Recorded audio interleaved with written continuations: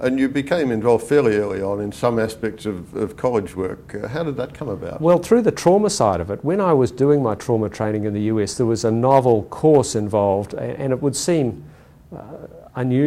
looked from today's perspective, why it took until the mid-80s for this to come, this particular course to come along. But education and the individuality of doctors in those days was quite different than it is today. Multidisciplinary teams, multidisciplinary meetings, joint discussions, collaboration, communication, they weren't high on the list of agendas of doctors in the 80s. It was all about the individual icon, that you as an individual had all that was required to assess, monitor, manage anything from a complex elective problem to a real serious emergency or disaster. And of course not everyone did. That was the reality. And so there started in the 80s a training program specifically focused on trauma that tried to provide baseline information and team management, communication skills that would equip doctors who from time to time would require to manage a major trauma case. And I thought when I was doing my fellowship it was a particularly good course, and I thought that surgeons in Australia and New Zealand would benefit from having exposure to it too. And I was one of a number of people at that stage who encouraged our college here, the Australasian College, and the American College of Surgeons who owned the course, to develop a collaboration and allow the course to run in Australia and New Zealand.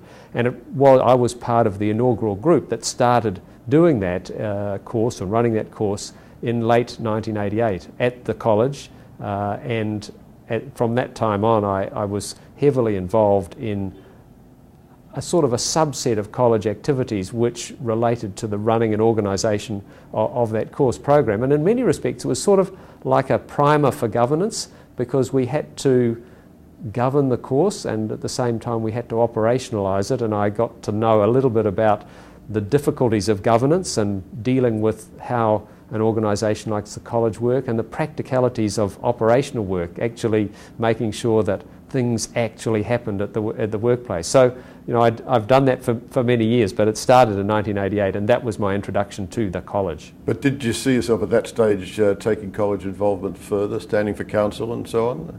Not at that stage. It was a long way away from my focus at that stage as a relatively junior consultant, and the people who did run the college at that stage were in very much the higher echelons of surgical activity, way out of my scope. Not to say that they didn't actively involve us, and I would like to mention Tom Reeve, who was the president in 1991, who was an absolute role model for me in terms of his support for junior surgeons working and doing something good for other fellows. And I suppose, although I didn't sort of conceptualise it at that stage, I think the model of Tom Reeve as the master surgeon and at the same time inspirational leader of the college was something that probably did motivate me ultimately to stand for council.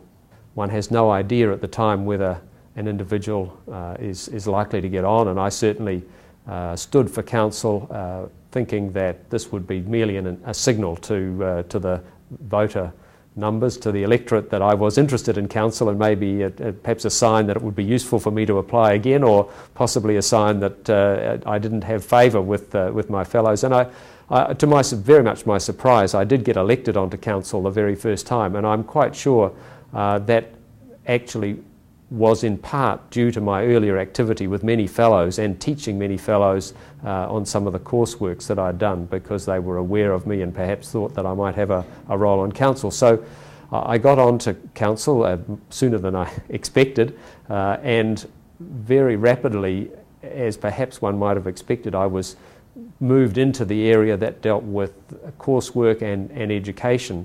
And being a New Zealander as well, we didn't have too many New Zealanders on council, so I did have quite a role in those early days on some of the committees and groups, both as a New Zealander and as somebody who was involved in education and training. I think I managed to keep my head down for about one meeting and not get allocated a task, and I was determined. And people had said, "Look, just breathe through your nose. Don't ask any questions." And I thought I was getting away with that, and towards the end of, I think it was either the first or second council meeting, the president asked me a question and I had to say something, and almost immediately everyone said, "Oh, I think we need somebody on the Younger Fellows Committee. I nominate Mr. Civil," and within a very short time I started my activities on the various committees and council, and so it was a very busy time even after my first year.